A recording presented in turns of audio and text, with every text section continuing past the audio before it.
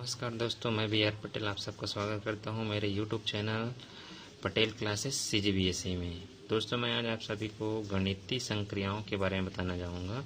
हमारे पास गणित में 4 संक्रियाएं होते हैं, प्लस, माइनस, गुणा, भाग। तो इन संक्रियाओं के बारे में मैं आपको बताना चाहूँगा गणितीय संक्रियाओं के आधारभूत सामान्य नियम।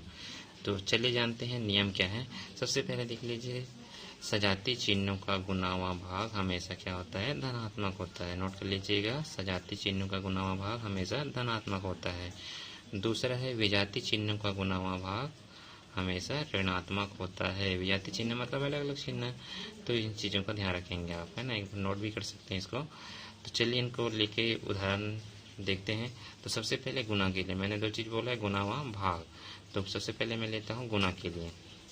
तो देख लीजिए, मैंने यहाँ पे 2 चिन्ह लिए हुए हैं, दोनों ही सजातीय है, मतलब एक जैसे। तो धन गुना धन क्या आ रहा है, धन आ रहा है। और एक देखिए ऋण गुना ऋण, मतलब दोनों सजातीय है, लेकिन उनका गुना क्या आएगा, धनात्मक आएगा। ठीक है, इन चिन्हों का ध्यान रखेंगे तो प्रश्न कभी भी गलत नहीं बनेंगे। ठीक है। तो और दूसरा मैंने लिखा है प्लस और माइनस, मतलब विजातीय चिन्ह है। धन गुना ऋण क्या आएगा, ऋण आएगा, विजातीय चिन्ह है क्योंकि ये। और ऋण गुना धन मतलब विजातीय चिन्ह को गुना क्या आएगा, ऋणात्मक आएगा। तो मैंने ऊपर पहले ही लिख दिया, सजातीय चिन्ह का गुना व भाग हमेशा क्या होता है, धनात्मक होता है। तो सजातीय चिन्ह ये हो गए और ये विजातीय चिन्हों का गुना हो गया। तो यहाँ पे ऋणात्मक और यहाँ पे धनात्मक। तो चलिए इनके लिए उदाहरण लेके चलते हैं। तो यहाँ पे देख लीजिए, इनका उदाहरण ले रहा हूँ मैं। तो धन 3 गुना धन 4, मतलब दोनों सजाती हैं जैसे ही हैं, तो उनका गुना हमेशा क्या होता है, धनात्मक होता है। तो 3 चौक 12।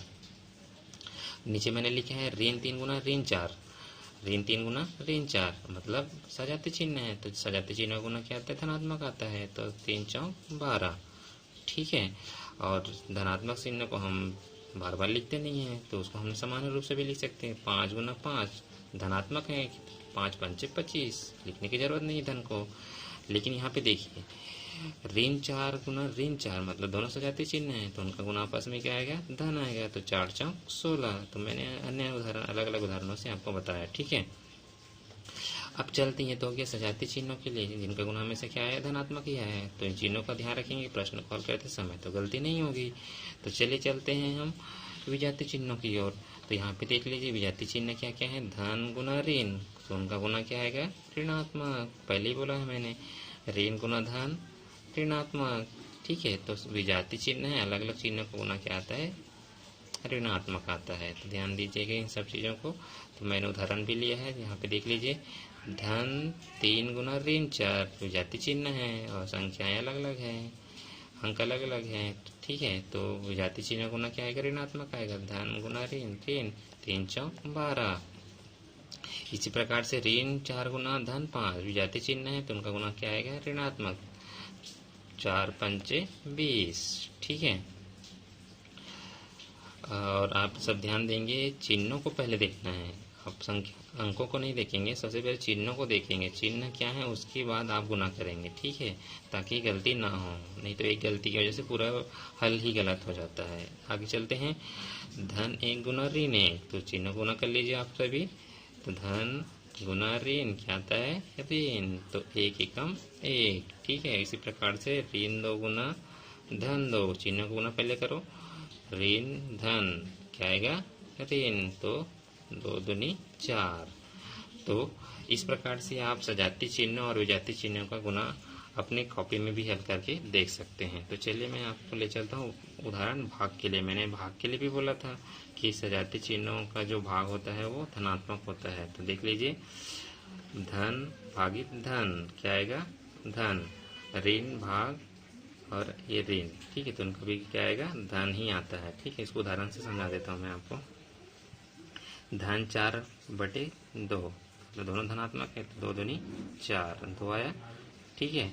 इसी प्रकार से ऋण 4 भागित ऋण 2, ऋण 4 भागित ऋण 2। देख लीजिए ध्यान से, यहाँ पे ऋण है, यहाँ पे भी ऋण। आप क्या करेंगे, तो आप सभी को बताना चाहूँगा कि एक जो है गुणनतक समक कहलाता है, जो कि किसी भी अंक के साथ हमेशा गुना में रहता है। ठीक है। आगे हो सकता है, पीछे भी है, नीचे भी, ऊपर भी। ठीक है, घात के रूप में। तो ये सब गणित के प्रश्नों को हल करते समय उपयोग होता है समय के अनुसार। ठीक है। तो मैंने यहाँ पे एक कहाँ से लाए आप सोचेंगे, तो ठीक है, एक गुणनता समक कहलाता है जो गुना के रूप में रहता है, क्योंकि 4 1 कम 4 4 ही तो आएगा। तो मैंने इसको क्या कर लिया, ऋण 1 गुना 4 कर दिया है, ऋण 1 गुना 2 कर दिया। नीचे भी वही काम किया मैंने, 2 एकम 2 वाला, क्योंकि 2 ही आएगा। ठीक है, क्योंकि एक क्या है, गुणनता समक है। तो देख लीजिए यहाँ पे मैंने अंकों को काटा है, 2 एकम 2 और ये 2 दूनी 4। ठीक है, अब आपको पता है कि एक जैसे अंकों को अगर भाग करोगे तो उनका तो एक ही बार में चला जाता है, तो एक ही बार में कट गए दोनों। ठीक है, तो फाइनली आंसर क्या है अपना, 2 दूनी 4 आया है। ठीक है, और चिन्ह को देखिए, ध्यान से देखिए, धन ही आएगा, क्योंकि मैंने सो नहीं किया है, क्योंकि यहाँ पे क्या आएगा, धन ही आएगा। ठीक है, तो एक चीज ध्यान रखेंगे आप लोग, भाग में भी क्या होगा, धनात्मक ही आएगा सजाती चिन्हों का भाग। ठीक है, तो मैंने यहाँ पे धन वाला भी बताया और ये ऋण वाला भी बताया, ध्यान रखेंगे ये सबका। दूसरा देख लेते हैं उदाहरण, 10 भागित 5। ठीक है, मतलब 10 को हम किससे भाग करें, 5 से भाग करें, क्योंकि दोनों धनात्मक है। तो ऐसे चिन्ह नहीं है तो आसानी से हो जाता है, 5 एकम 5 और 5 दूनी 10। ठीक है, धनात्मक ही तो आया।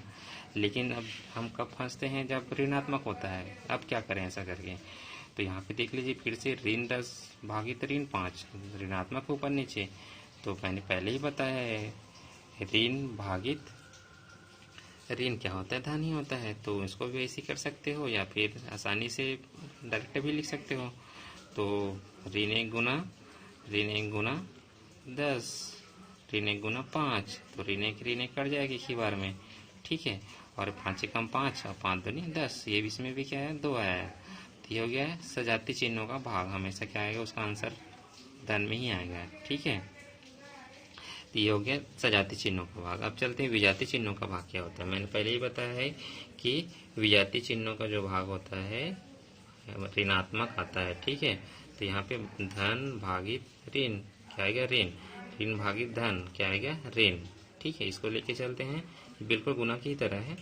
अब यहाँ पे देखिए, मैंने पहले ही बताया है, धन 6 बटे ऋण 2, धन 6 बटे ऋण 2 विजाती चिन्हों का भाग है आपस में। तो सबसे पहले चिन्हों को लेके क्या आता है, धन भागित ऋण क्या आता है, ऋण आता है। तो मैंने ऋण लिख दिया, और 2 एकम 2, 2 तिया 6, आंसर देखिए ऋण किसमें आया, ऋणात्मक में है ना। ठीक, इसी प्रकार से इसका भी उदाहरण लेते हैं, धन 8 भागित ऋण 4। तो मैंने पहले ही बताया है कि धन और माइनस का जो भाग होता है किसमें आता है, माइनस में आता है। देख लीजिए, तो 4 दूनी 8।